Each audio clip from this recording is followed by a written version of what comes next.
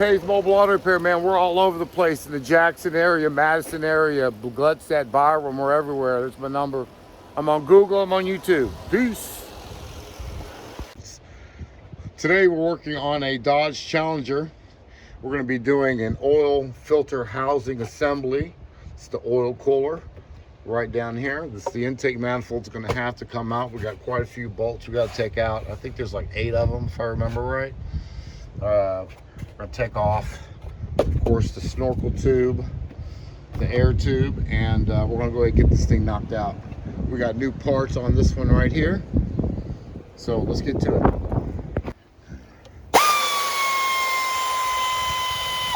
Yes, guys, I am still using air, unfortunately.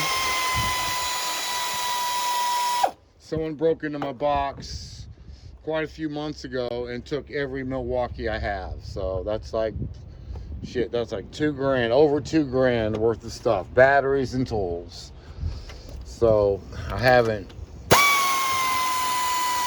really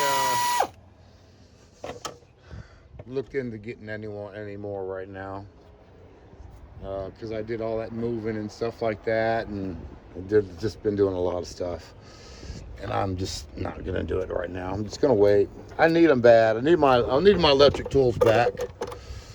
I just don't want to do it right now. That one I'm gonna need a skinny one to get in that one. I don't think I can get it with that. No, we can't. So let me get a torque bit on that one. Well, not a torque bit. I'm just gonna get a long skinny extension. See if that'll work. Oh man, I just broke my damn air tool. See, the lever popped off of it.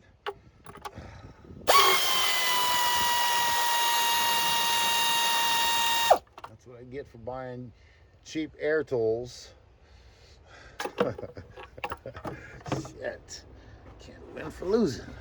All right. Anyways, ow. Oh, that hurt. Oh man, I just put my knee on the edge of the frame and that kind of hurt. All right, what else I got going on over here? I got 1, 2, 3, 4, 5, 6, 7 bolts.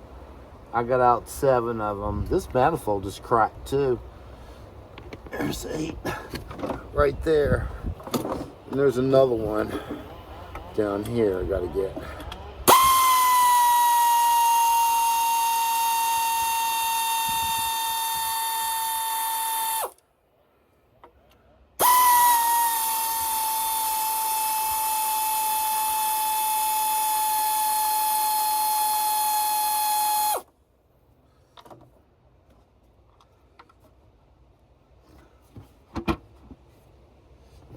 Just moved.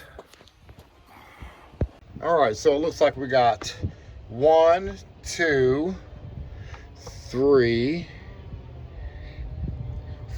4, 5, 6, 7, 8.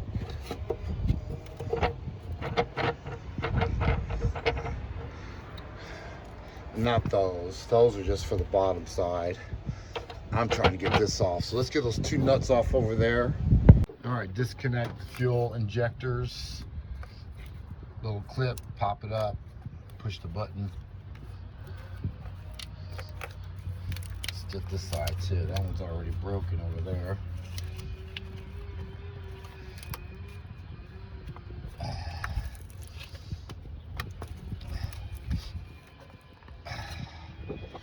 All right, now that you got the fuel injectors disconnected, you got the fuel line disconnected, and let me show you a better view of the push button on that fuel line.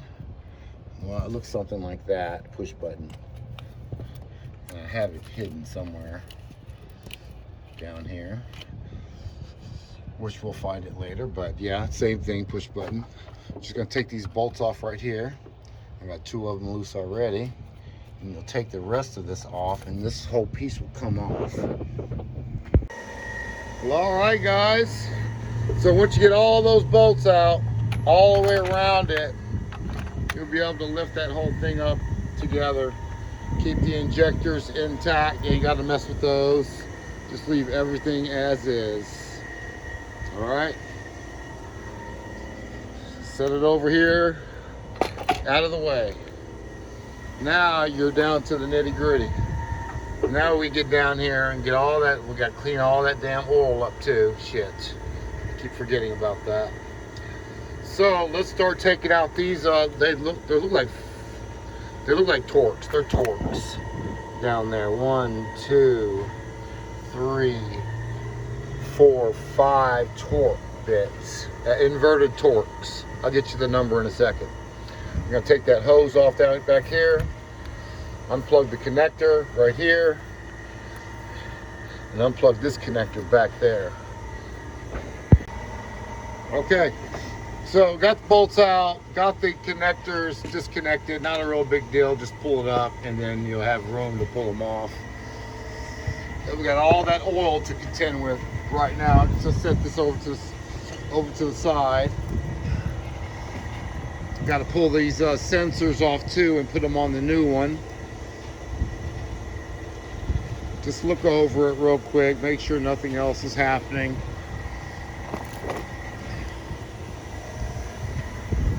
And I got some paper towels, I got some brake clean, part cleaner.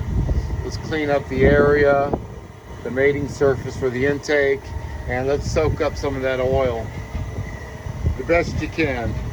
Alright, this one comes with new sensors on it. So, just going to keep it like that. And a new oil filter.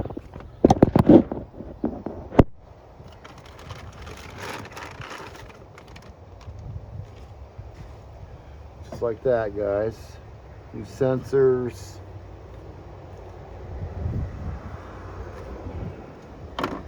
There we go.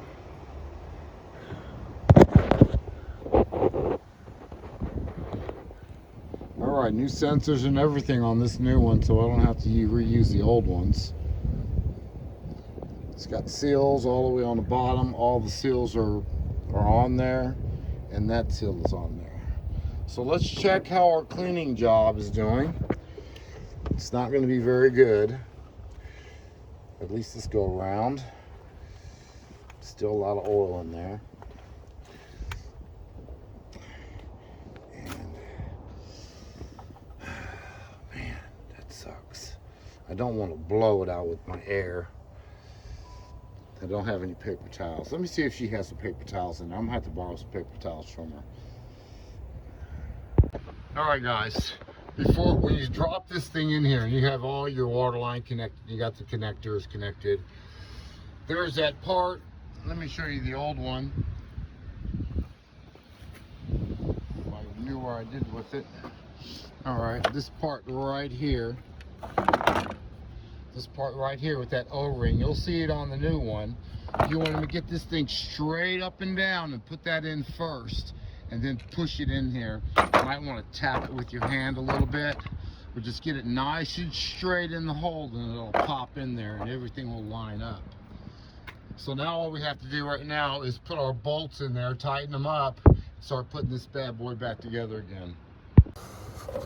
And of course, make sure those bottom seals are in there and they're in there good. They're not going to fall out. Okay, they shouldn't fall out, but just check, make sure they're in there before you pop it on there.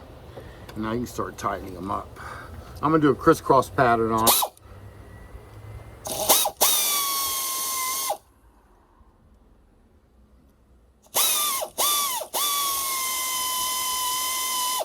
I'm just going to start all of them first.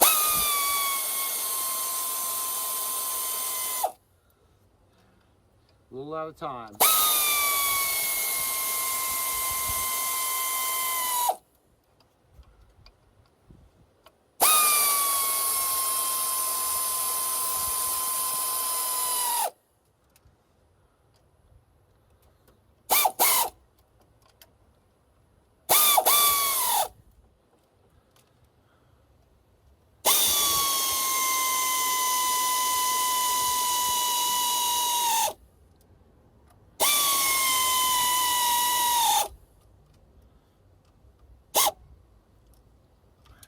sure they're all snug. Don't get them like super tight. You got a rubber seal on the bottom of them, so you just got to be, they got to be tight, but they don't have to be like, you know, super tight. He-Man, Hulk shit. All right, just snug them down. You don't want to break no bolts off in the engine is what I'm trying to tell you. They have a rubber seal, so once that rubber seal starts squeezing, and you said they're snug tight, I don't know what the torque specs are. I'm figuring maybe 10 inch-pounds, something like that. I don't know. Look that up on Google. I just do everything by hand. I've been doing it a long time, so I'm sorry about that. If I get the torque specs, I'll put them on the video. Mobile auto repair, man. We're all over the place in the Jackson area, Madison area, Gluckstadt, Byram. We're everywhere. There's my number. I'm on Google. I'm on YouTube. Peace. Got a few electrical connectors we gotta remove.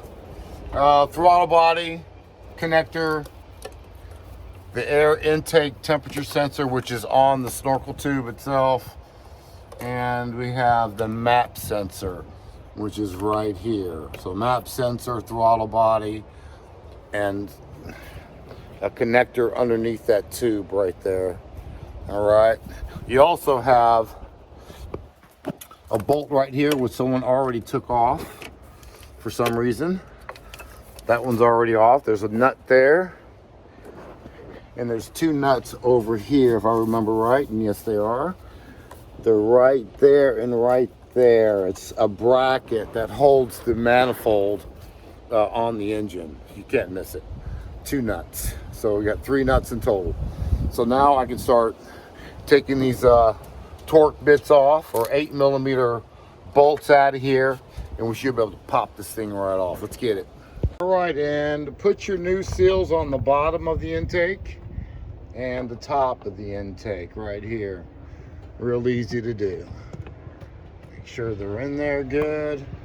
Now we can put our fuel line back on there. We can connect our injectors, put the hoses on together, put the hoses on, and we're just about there, guys. And put the intake manifold on there.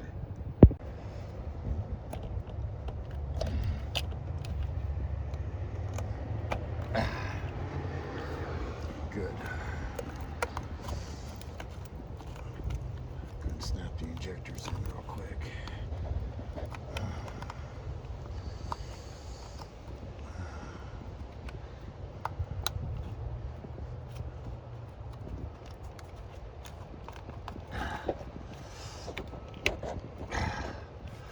This one I got kind of jammed up in there. No, I didn't.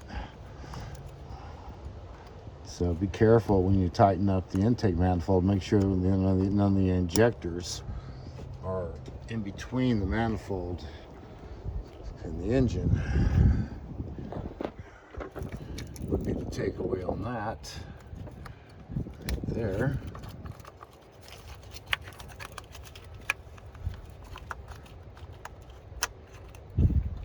Good. And good. And lock it down. All right, guys. Injector, fuel line. Now we're ready to put the intake manifold on there. Let's grab it. All right, guys, and that's a wrap on that. Check for leaks. Check for any noise, like any gurgling, oil, water. Because if you do, you got a leak. But you shouldn't have any leaks if you follow the instructions. And there she goes. She's just calming down a little bit. I got one more vacuum line to put on there, right there. Let's see if I can locate that.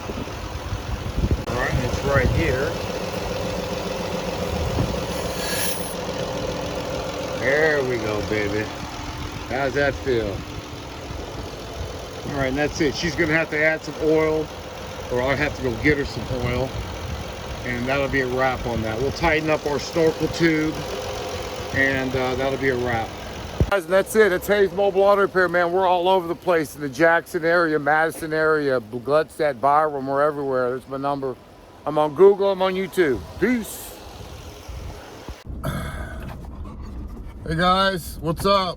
You guys, you know that, when I do a video, I like put a little extra information for the mobile mechanics. I want to talk about, customers and payments and stuff like that. There's so many different kinds of customers out there. You really got to be careful, especially when you're dealing, and I hate to say it, but it's the truth, when you're dealing in the hood, in the neighborhoods. You really got to be careful. I can pretty much tell within the first 20 seconds of a phone conversation if I'm going to work for you or not. I can just tell because I've been doing this for, a long time, over 15 years, mobile teching. So,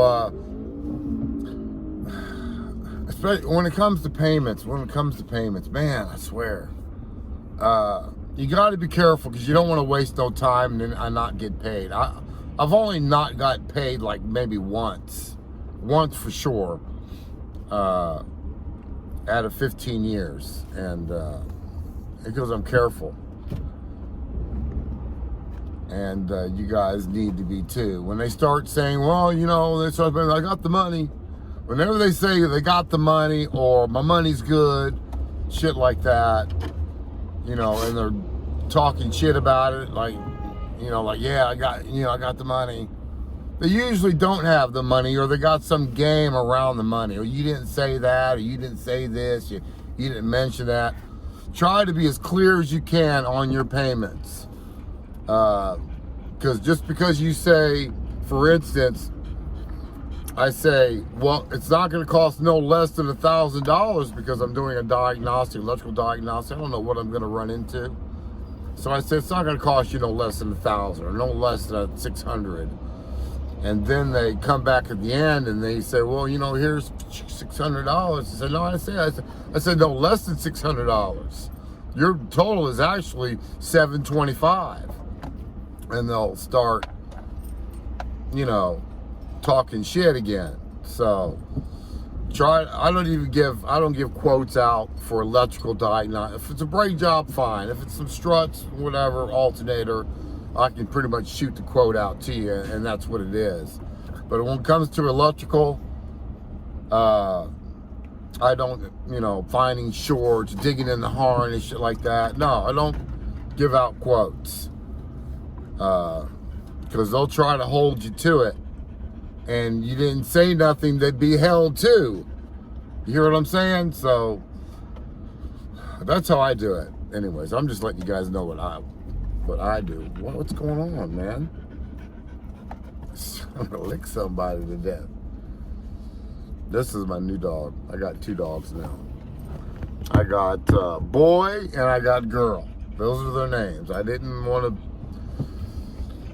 give them, Shadow or, Cleo or Ace. I don't want to do all that. It's a boy, a girl, make it simple, and they understand. And you need your haircut. You need your haircut again. This boy always needs his haircut. Always trying to grab my arm with his foot. See? He's always grabbing. Watch, he'll do it again. Traffic today, so I just figured I'd talk.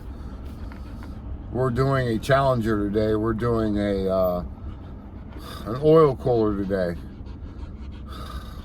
Damn, I gotta get out of this traffic. I gotta get this job done. It's like 60 degrees today. Temperature's dropping.